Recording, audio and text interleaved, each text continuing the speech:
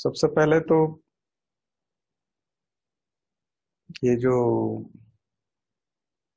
रोज खबरें आती रहती है तो फिर आपको एकदम ऐसा लगता होगा ना कि आखिर ये कोरोना कब खत्म होगा, क्योंकि आप लोगों ने तो उस दुनिया को जिया है। अभी थोड़े दिन पहले 2019 में आप लोग जिस तरह के सपने बुन रहे थे और आप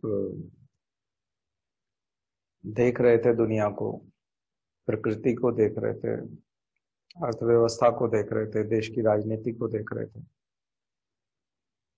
सभी कुछ लगभग लगभग ठीक ठीक सा चलता हुआ दिख रहा था। कहीं किसी ने सोचा नहीं था कि अचानक से ऐसा कुछ हो जाएगा। जब पहली बार खबरें आनी भी शुरू हुई तो ऐसा लगा कि ये किसी दूसरे देश में होगा, चीन में होगा, यूरोप में कहीं हो रहा है तो ठीक है। लेकिन जब भारत में शुरू हुआ तो फिर लगा कि ये एक आध महीने होगा, 2 महीने में हो जाएगा। तो दरअसल इसका अंदाजा न तो कोई वैज्ञानिक लगा पाए, न चिकित्सा विज्ञान के लोग लगा पाए, न पॉलिटिशियन, न पत्रकार, जो जो भी हमको दूरदर्शी बनाते हैं और सोचना सिखाते हैं, उन सभी लोगों को ये अंदाजा ही नहीं था। वो दरअसल हम लोगों को कोई दिशा ही नहीं दे पाए, कोई दृष्टि नहीं दे पाए कि क्या होने जा रहा है। तो ये जो पूरी वसुधा है, धरती है हमारी, ये अपने आप को खुद को ही खुद ठीक करती रहती है। उसको हमें ज्यादा कुछ करने की जरूरत नहीं पड़ती, लेकिन फिर भी जो जिम्मेदारी बनती है, क्योंकि हम उससे कुछ प्राप्त करते हैं, अनजान देश में अनजान जगह पर भी यदि आपकी कोई मदद करता है तो आप उसको थैंक यू बोलते हैं, और उसको नुकसान पहुंचाते हैं या कोई गलती हो जाती है आपसे तो आप सॉरी करते हैं। ठीक वही चीज प्रकृति के साथ भी हमारी होनी चाहिए कि हम प्रकृति को धन्यवाद कहें, और अगर उसको कष्ट पहुंचाएं तो एक तरह से उसको सॉरी करें, या फिर उनके लिए कुछ कर सकें, उसके रिप्लेसमेंट के लिए कहीं कुछ हमारे से बन पड़े तो हम भी कर सकें। और ये अनवरत जो मानव की यात्रा है, जिसको हम मानव विकास कहते हैं, ह्यूमन इवोल्यूशन कहते हैं, इस ह्यूमन इवोल्यूशन में जहां हमने मनुष्य ने सीधा खड़ा होना सीखा और शिकार किया, खेत बनाए, गांव बनाए, शहर बनाए, उद्योग लगाए, तो हम में से हर किसी की जिम्मेदारी बनती है कि हम इस पृथ्वी को बनाए रखें, पर्यावरण को बनाए रखें। जो पर्यावरण हमको मिला है वही पर्यावरण हम अगली पीढ़ी को सौंप के जाए। यही सस्टेनेबल डेवलपमेंट का कंसेप्ट है। इसके अलावा हम लोगों का एक दायित्व और बनता है कि हम समाज को भी वैसा ही बना के छोड़ के जाएं जैसा हमने पाया है। अगर किसी स्तर पर जो, अब चूंकि हम लोग प्रशासनिक सेवाओं की तैयारी कर रहे हैं तो हम प्रशासनिक सेवाओं की तरफ ही आते हैं, क्योंकि अगर हम उस प्राकृतिक दार्शनिक व्यवस्था में चले जाएंगे तो बहुत लंबी बात खिंच जाएगी। तो हम लोग टॉपिक पर आते हैं कि यदि आपको चारों ओर भ्रष्टाचार होता हुआ दिखाई पड़ रहा है तो आप लोग सहज भाव से उसको स्वीकार करते हैं या उसका विरोध करते हैं। भ्रष्टाचार को देखने वाले दो तरह के लोग होते हैं। मैं एक एग्जांपल दूं आपको। एक भ्रष्टाचार ऐसा होता है जिसका तात्कालिक प्रभाव नहीं होता, लॉन्ग टर्म इफेक्ट होने जा रहा है। जैसे मैंने बताया कि जंगल कट रहा है और जंगल काटने के लिए ठेकेदार ने पैसा दिया है, जंगल के अधिकारियों को, नेताओं को पैसा दिया है, और उसने जंगल काट लिया। तो आप एक पेड़ लगाने के लिए, एक पौधा लगाने के लिए कितनी बात करते हैं प्लांटेशन के ऊपर, और वहां जंगल का जंगल कट गया है और आप देख रहे हैं वहां से कई सारे ट्रक निकल रहे हैं जंगल में से कट करके, आप देख रहे हैं। लेकिन हम लोग उसमें उतनी एक्टिवली पार्टिसिपेट नहीं करते, भागीदारी नहीं करते। क्यों नहीं करते? क्योंकि उसका एकदम आज ही कोई समस्या खड़ी नहीं होने वाली कि बहुत बड़ा भूस्खलन, लैंडस्लाइड हो जाएगा और एकदम हैवी रेन हो जाएगी, क्लाउड बस्ट हो जाएंगे। आज हमको उसका पर्यावरणीय प्रभाव दिखाई नहीं पड़ रहा, तो हम लोग एकदम बेचैन नहीं होते कि ये ट्रक आखिर यहां से निकला क्यों, मैं उसके नंबर नोट करूं और पुलिस को सूचना दूं। अधिकांश ऐसे जो इलीगल काम में लगे हुए ट्रक होंगे उनका एक आध नंबर मिटाया हुआ होगा, आप देखना। जो रेत के डंपर हैं, जो लकड़ी लेकर के जो ट्रक जा रहा होगा, उसका एक आध नंबर मिटाया हुआ होगा, आप बहुत गौर से देखिएगा। या उस पे काला काला कुछ पोत दिया होगा एक आध नंबर पे, ताकि आप उसका नंबर नोट ना कर सकें। ये सब चीजें हम होते हुए देखते हैं, लेकिन नर्मदा के रेत का खनन हो रहा है और हमारे सामने से डंपर निकल रहा है, हम लोगों में से कोई शिकायत नहीं करता, तो डंपर निकलते रहते हैं ऐसे। तो एक भ्रष्टाचार तो वो होता है जिसका आम आदमी सीधा रिएक्शन नहीं देता, और एक और चीज है कि वो सीधा सीधा उसमें पार्टिसिपेट भी नहीं कर सकता, या यूं कहें कि वो पार्टिसिपेट करना नहीं चाहता, क्योंकि उसको लगता है कि ये जो जिम्मेदार लोग हैं उनकी जिम्मेदारी है, वन विभाग के जो लोग हैं वो उसको रोकेंगे, सरकार का जो तंत्र है वो उसको रोकेगा, और ये उसकी जिम्मेदारी बनती है, ये काम वो करेगा। एक तो ये चीज है। दूसरा, जब आप प्रशासनिक अधिकारी बन जाते हैं तो वहां जाकर के दूसरी चीज आती है कि वहां जिम्मेदारी आप ही के ऊपर शिफ्ट कर जाती है कि आप ही को इसे रोकना है। तो अगर मान लिया जाए रेत की बात हो गई, जंगल की बात हो गई, चलिए उसका प्रभाव अभी होता हुआ नहीं दिख रहा है, लेकिन अगर हम ये कहें कि अभी कोरोना में ऑक्सीजन की बहुत जरूरत है, और हमको ये पता चल जाए कि एक व्यक्ति के कारण रोज 100 मौतें हो रही है क्योंकि उसने ऑक्सीजन का सौदा ऐसी कंपनी से कर रखा है जो ऑक्सीजन घटिया है, और उसकी आपूर्ति भी वो कंपनी नहीं कर पा रही। तो कंपनी यदि आपूर्ति भी नहीं कर पा रही है और ऑक्सीजन की क्वालिटी है वो भी घटिया है, इस वजह से रोज 100 मौतें हो रही है, और ये आपको पता है। तो ये उस केस से बिल्कुल अलग है, जो फोर्थ पेपर में आपको केस स्टडी आएगा।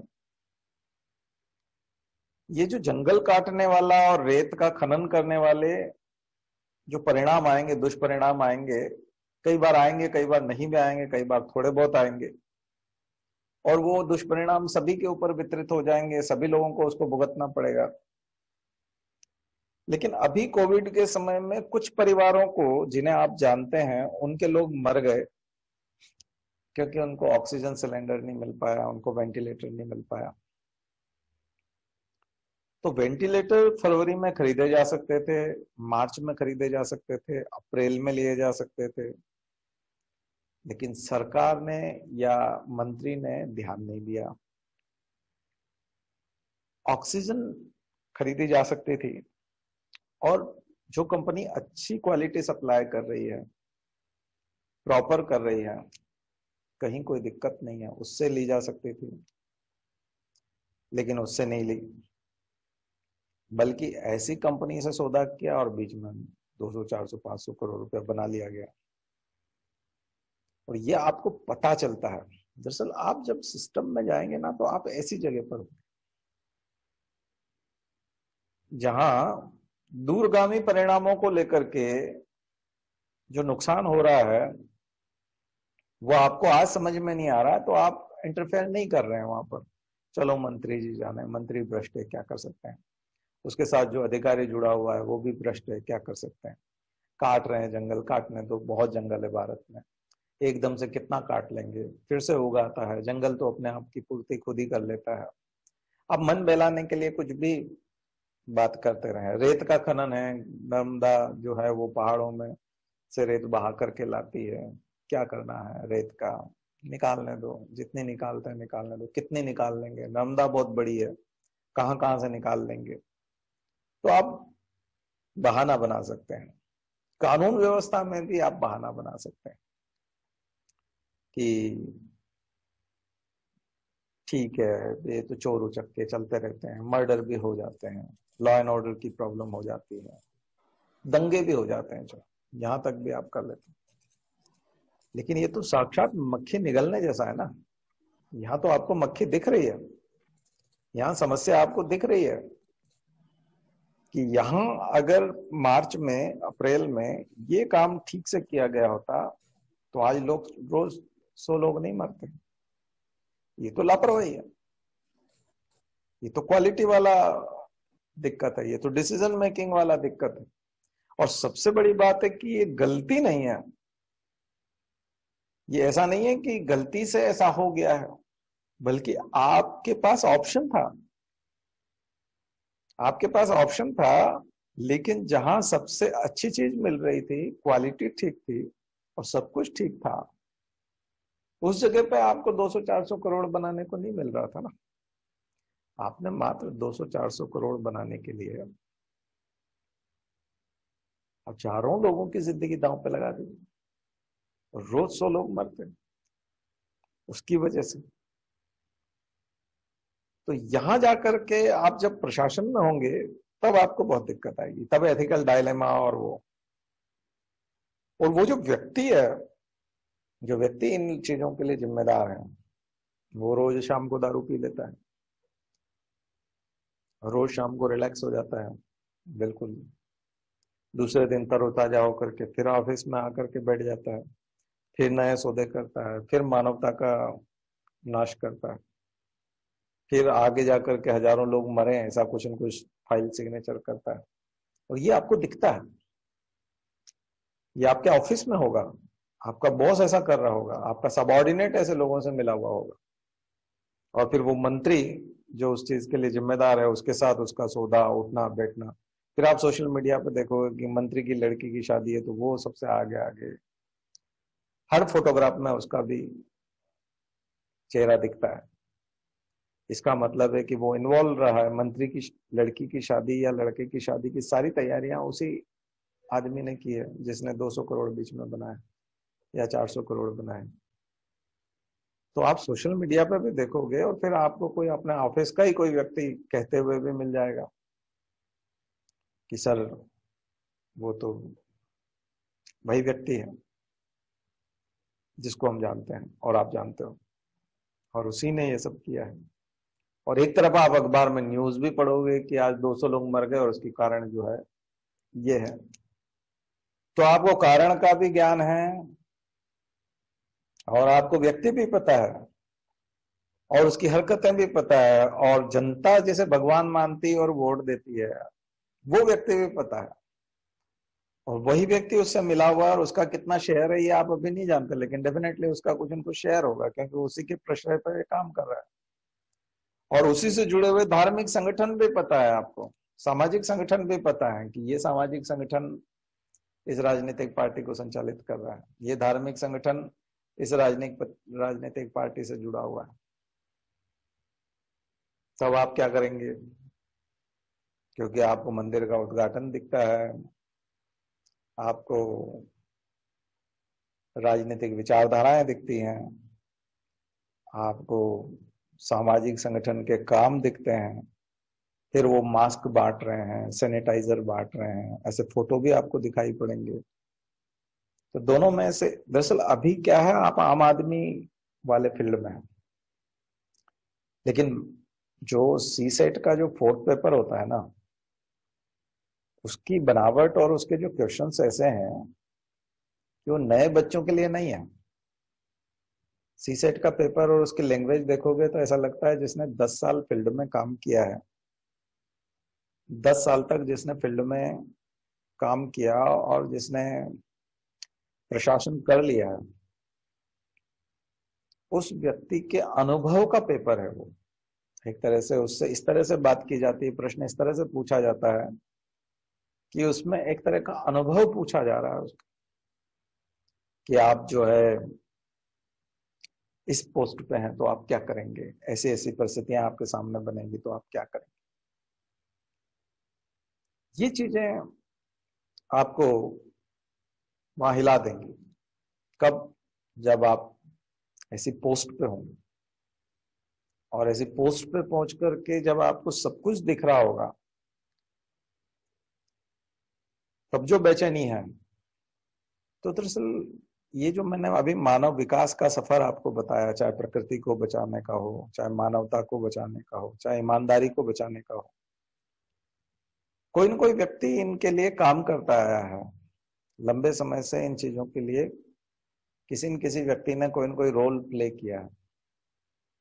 हम भारत में भी, तो हम जो आगे भविष्य का जो भारत देखेंगे, जो जिसके लिए हम विश्व गुरु की कल्पना करते हैं, अच्छी राजनीति की बात करते हैं, अच्छी अर्थव्यवस्था की बात करते हैं, हमारे यहाँ समाज में काफी सुधार होंगे और एक विकसित समाज हम बनाएंगे जिसमें भेदभाव नहीं होगा, किसी भी प्रकार का भेदभाव नहीं होगा, हम उसकी बात करते हैं।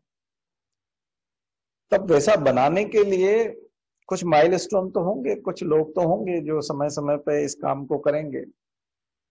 अगर कोई अग्रदूत नहीं होगा, आगे की पंक्ति में खड़ा नहीं होगा, तो हम उस काम को करेंगे कैसे?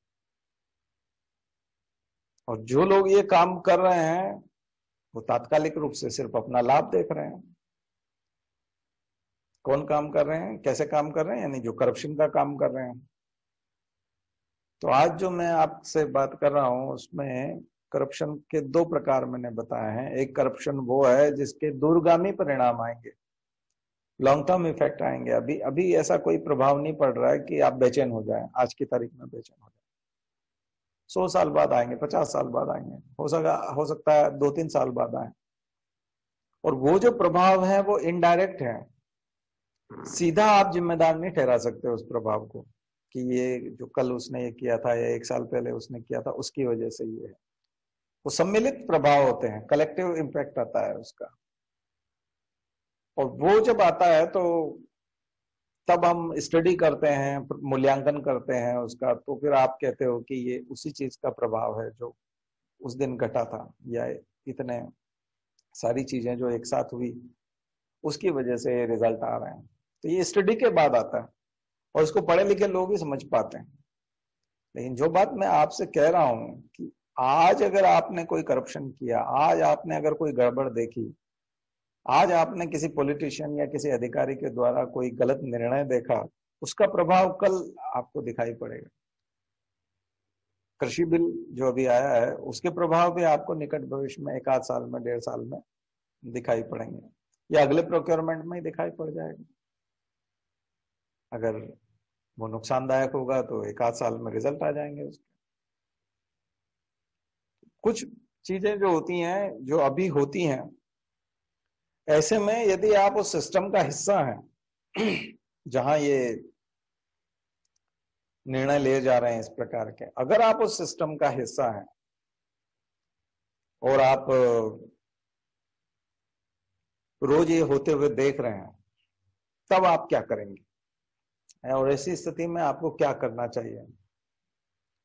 ऐसी स्थिति में सबसे पहले तो स्वयं को तनाव से बचाना चाहिए, एक चीज,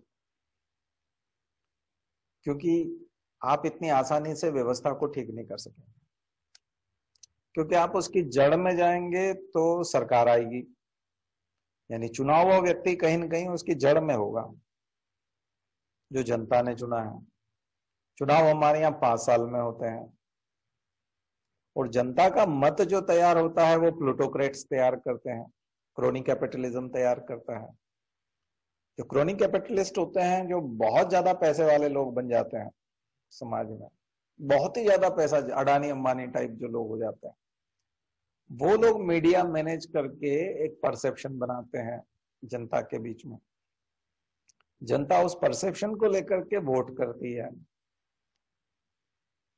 तो चुना हुआ व्यक्ति जो है वो जिम्मेदार होता है उसके पीछे कहीं ना कहीं।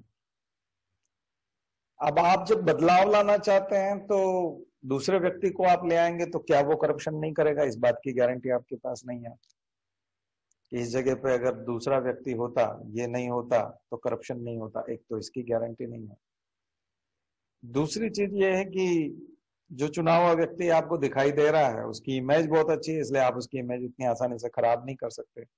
न्यूज़पेपर उसके बारे में लिखेंगे नहीं, सोशल मीडिया उतना डिस्प्ले देगा नहीं, उतना वायरल बनाएगा नहीं उसको, और प्रिंट मीडिया और इलेक्ट्रॉनिक मीडिया तो वो घरानों की बात सुनता है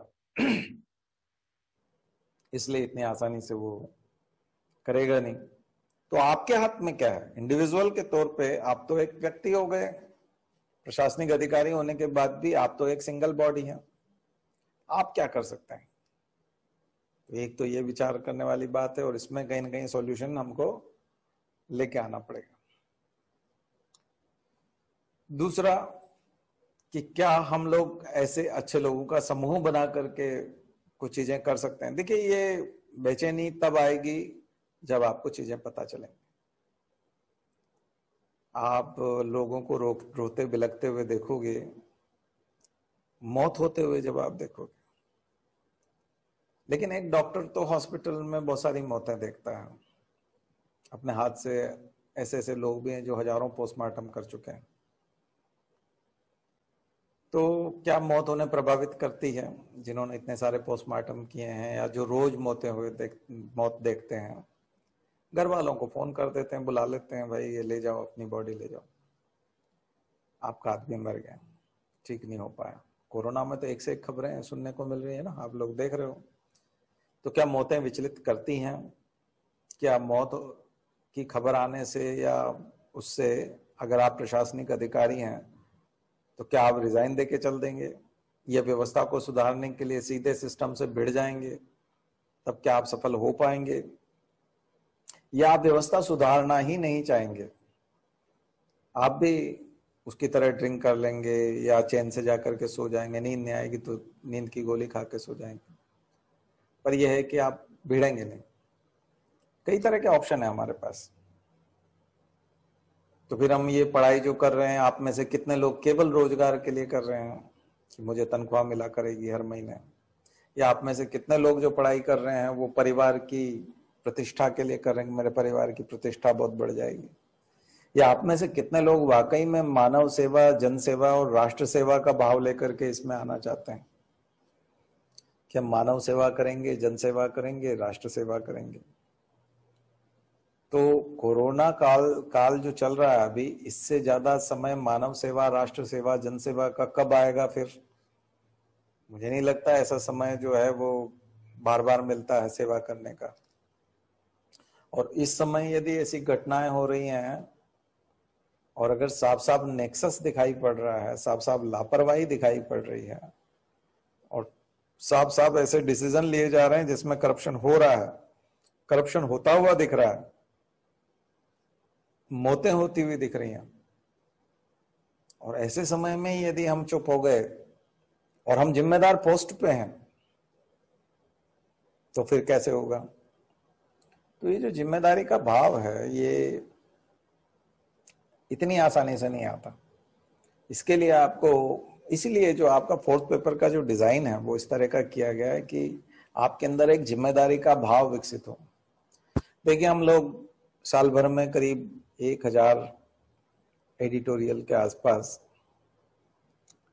पहुंचेंगे, लगभग हम 1000 तरह के कंसेप्ट पढ़ चुके होंगे, 1000 संपादकीय या कॉलम, 1000 विचार एक तरह से अलग अलग फील्ड के हम लोग डिस्कस कर चुके होंगे आपसे। उसमें केवल एग्रीकल्चर का जो ये बिल आया है इसके ऊपर हम आपसे कम से कम 40 जो है एडिटोरियल या कॉलमनिस्ट का जो कॉलम है वो हम आपसे डिस्कस कर चुके होंगे। हम बहुत सारे न्यूज़पेपर्स की कटिंग्स के माध्यम से आपसे डिस्कस कर रहे हैं, कितने ही तरह के लोगों के विचार पढ़ रहे हैं। तो हम एक वैचारिक मशीन तो बन रहे हैं ना, थॉट मशीन तो बन रहे हैं, जिसमें थॉट प्रोसेस रात दिन चलता रहता है, प्रोसेसिंग होता रहता है। तो हम लोग एक मशीन तो बन रहे हैं।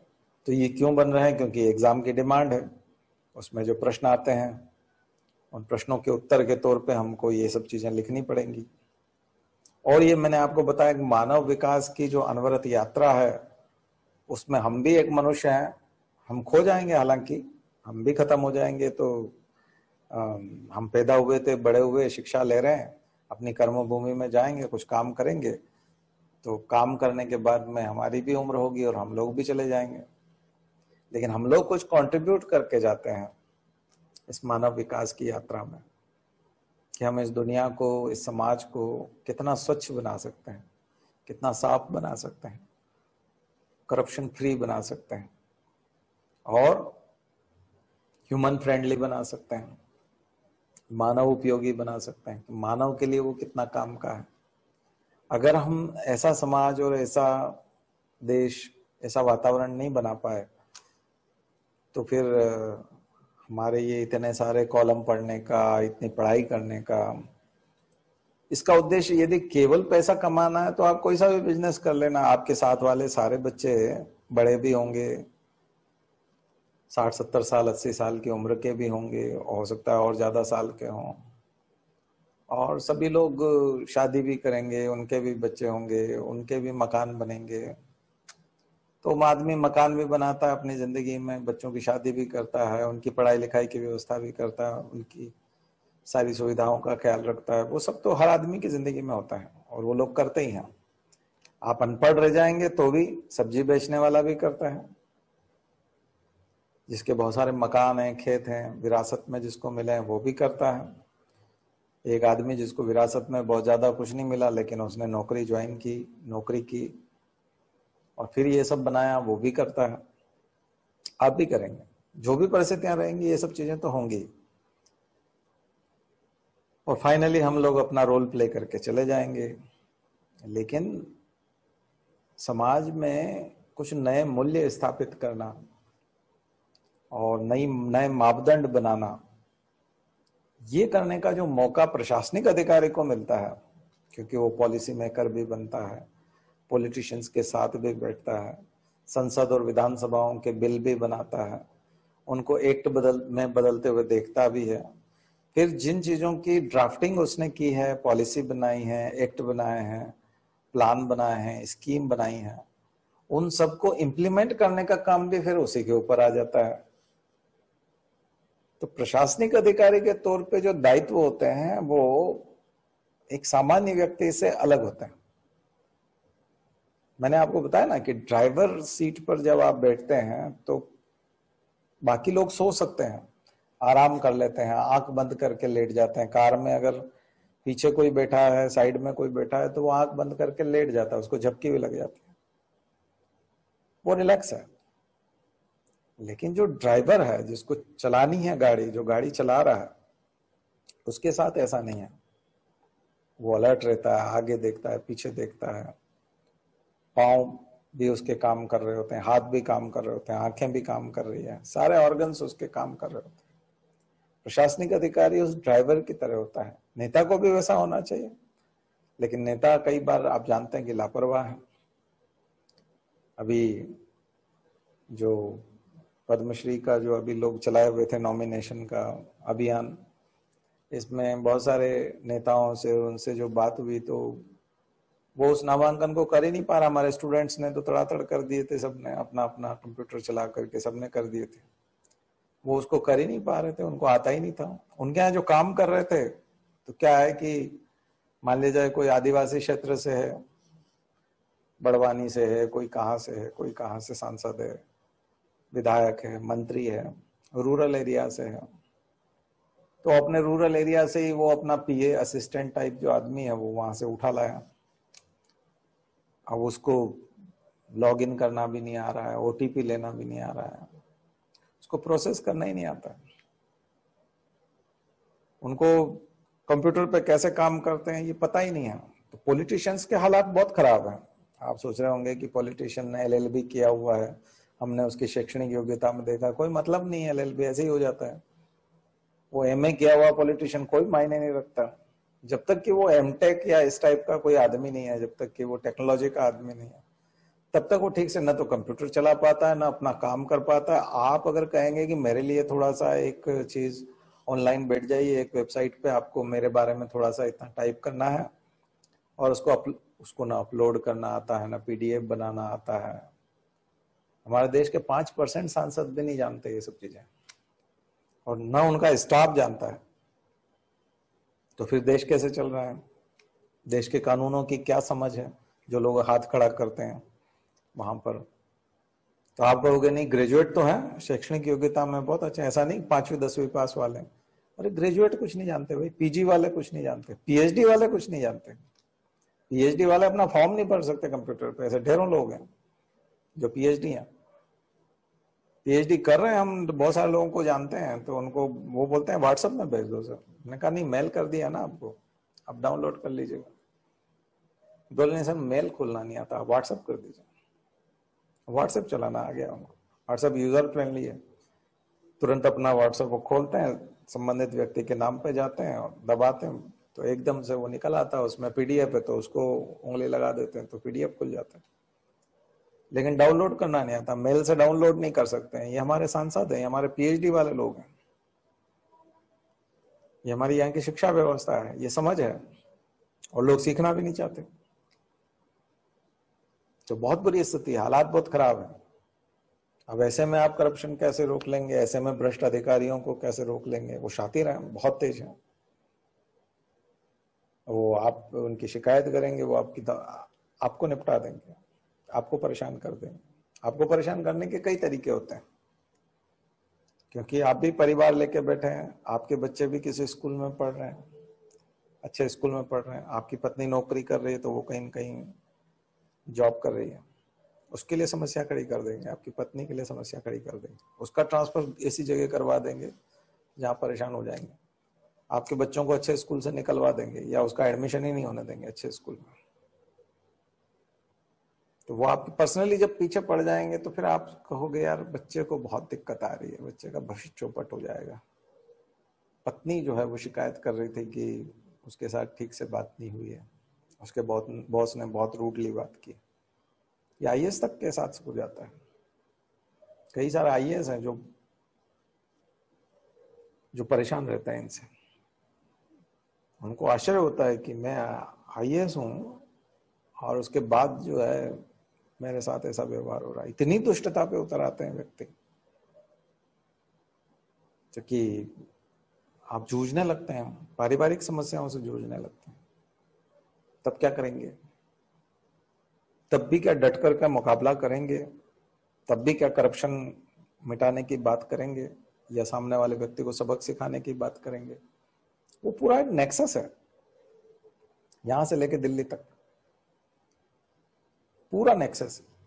और वो उसमें सभी तरह के लोग जुड़े हुए हैं। उसमें मीडिया की भी हिस्सेदारी है, उसमें ब्यूरोक्रेट्स की भी है, उसमें पॉलिटिशियंस भी हैं, और उसमें इंडस्ट्रियलिस्ट भी हैं, और वो सब खुश हैं आपस में।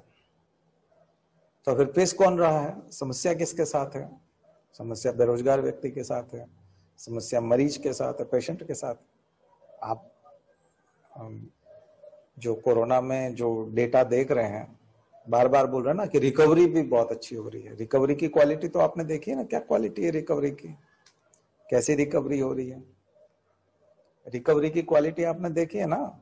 अमित शाह 2 बार एम्स हुआ है, यानी कि अमित शाह को कोरोना हुआ तो वो कोरोना की संख्या में गिना गया, कोरोना के व्यक्ति की जो संख्या है उसमें काउंट हो गया होगा।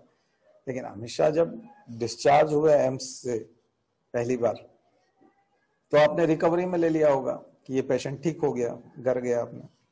लेकिन उनको तो फिर भर्ती करना पड़ा ना, 3-4 दिन बाद, सप्ताह भर बाद फिर शिकायत हुई, फिर भर्ती करना पड़ा। तब आपने क्या डबल बार उसको काउंट किया? नहीं किया। रिकवरी से हटाया? नहीं हटाया। ऐसे कितने लोग हैं जो घर गए, जिनको छुट्टी दे दी, एक महीने बाद अचानक से सीने में दर्द उठा और हॉस्पिटल ले जाते मर गया। अब आप उस डेथ को कोरोना डेथ मान रहे हैं कि नहीं मान रहे हैं? नहीं मान रहे हैं। आप उसको ठीक हुए व्यक्ति में मान रहे हैं, उसको कोरोना से डेथ में मान ही नहीं रहे। तो आप जिस समय में सुबह 9 बजे उसको टेस्ट कर रहे हैं, तो हो सकता है कि वो निगेटिव आ जाए। आप शाम को 4 बजे उसको टेस्ट करो, हो सकता है वो पॉजिटिव आ जाए। आपने सुबह में 9 बजे उसको टेस्ट किया, निगेटिव आया, आपने घर भेज दिया, जबकि कोरोना थोड़ी गया उसका। 1 महीने बाद, 15 दिन बाद अटैक आया, एक तरह से सारे ऑर्गन फेल्योर हो गए और पता नहीं क्या क्या हो रहा है। कोरोना बहुत जबरदस्त जबरदस्त चीजें हो रही हैं कोरोना के साथ। अभी किस स्थिति में वो अंदर पल रहा है, किस स्थिति में डैमेज कर चुका है, ये बाहर सिम्टम्स में आ ही नहीं रहा उतना अच्छे से।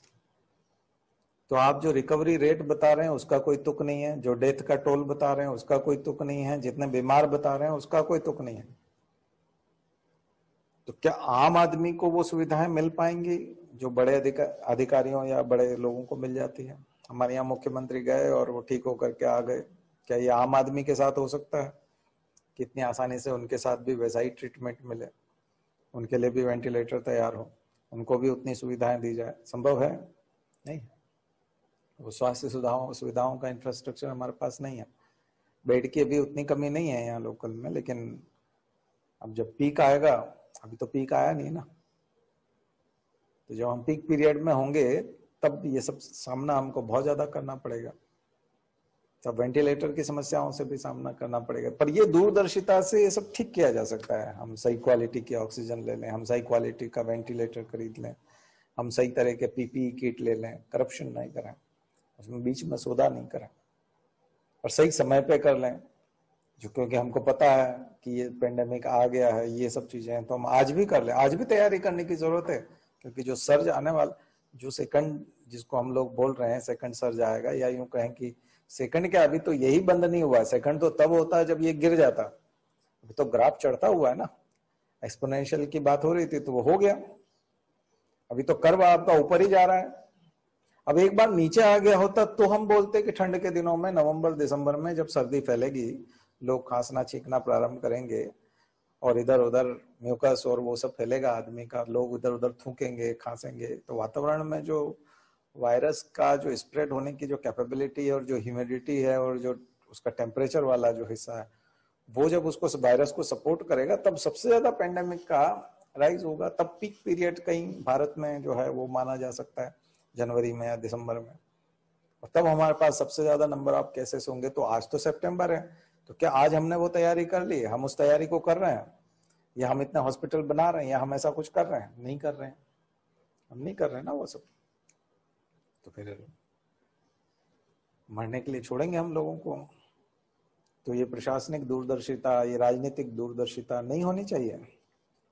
और ये जिन लोगों के द्वारा नहीं की जा रही है और जो पैसा बना रहे हैं इस समय में हॉस्पिटल्स वाले और तमाम लोग, उसके खिलाफ हम लोग क्या कर रहे हैं?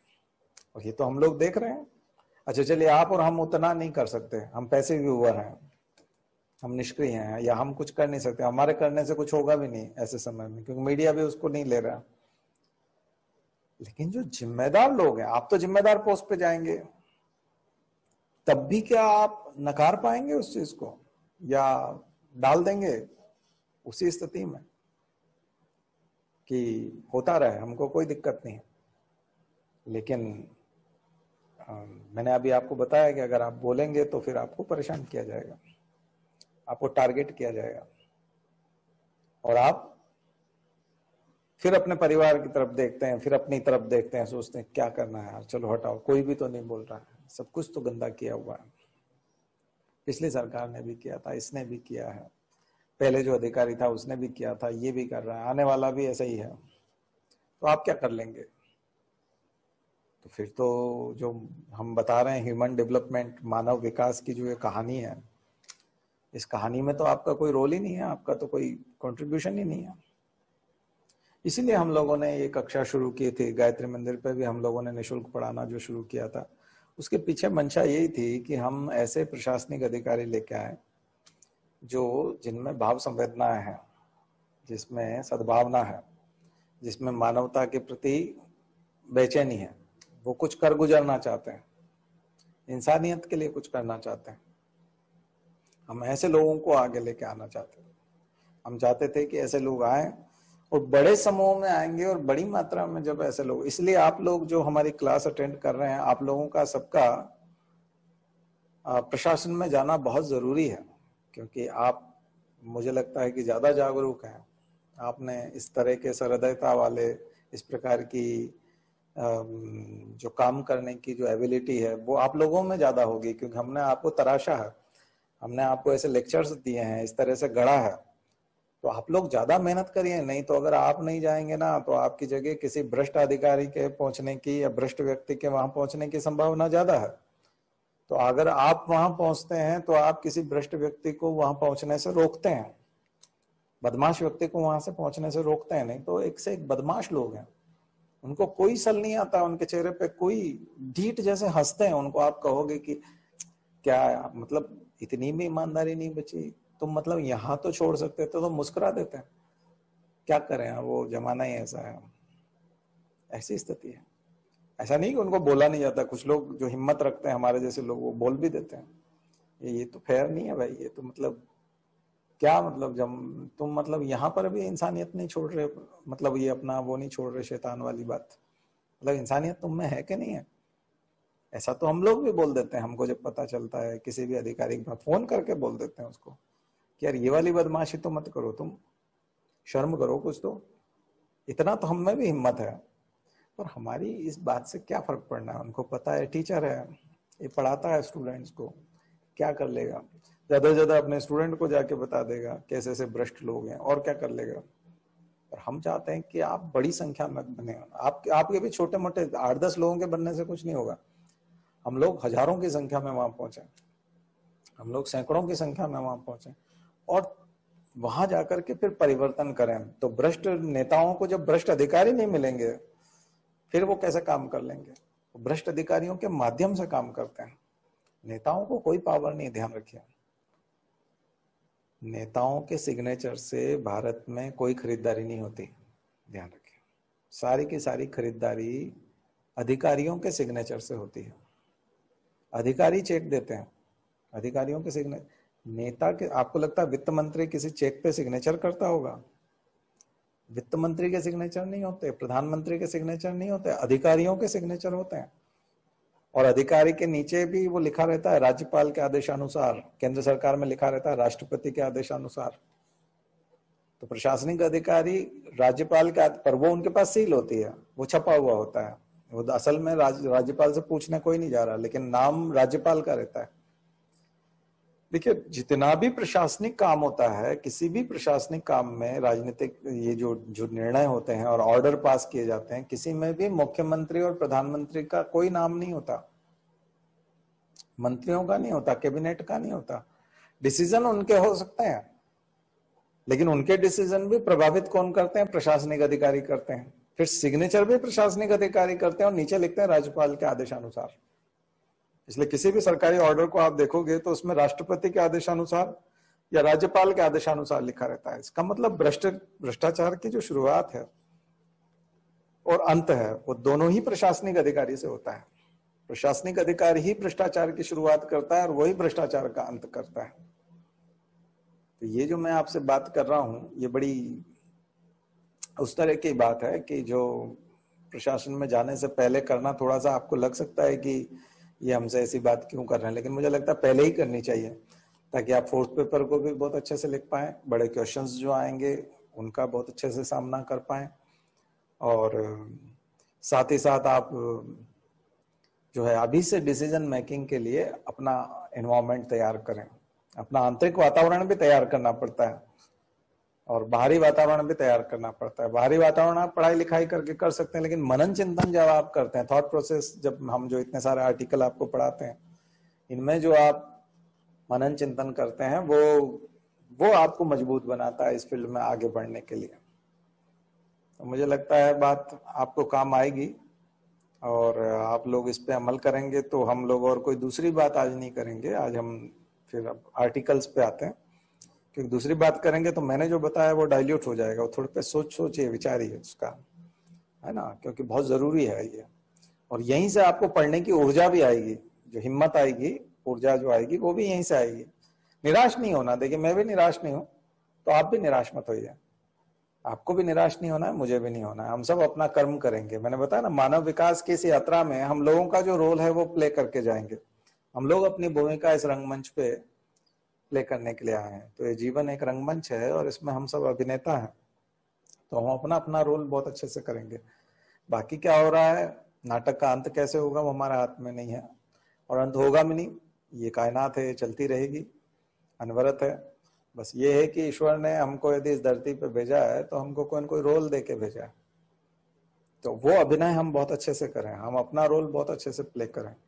हमको ये नहीं देखना है कि दूसरा कितना अच्छा उस रोल को कर रहा है। तो बस वही जो गुरु जी का हमारा सिद्धांत है कि हम सुधरेंगे युग सुधरेगा, तो वो हम शायद लागू कर पाएंगे कि अगर हम अपना रोल प्ले कर पाए तो बाकी चीजें, तो उन चुनौतियों का मुकाबला करने के लिए जो आत्मबल की और उन चीजों की जरूरत है उसकी बात हमने कल के लेक्चर में की है। आप लोगों ने जो कल का लेक्चर नहीं देखा है, संडे को मैंने एक दिया दिल्ली वालों के लिए, वो आप लोग देख लीजिएगा। तो इससे पहले वाला लेक्चर रहेगा, ये यूट्यूब पे भी कोशिश करेंगे कि हम डालेंगे और ये आप सबके लिए काम आएगा। चलिए अब हम चलते हैं अपने एडिट्स में।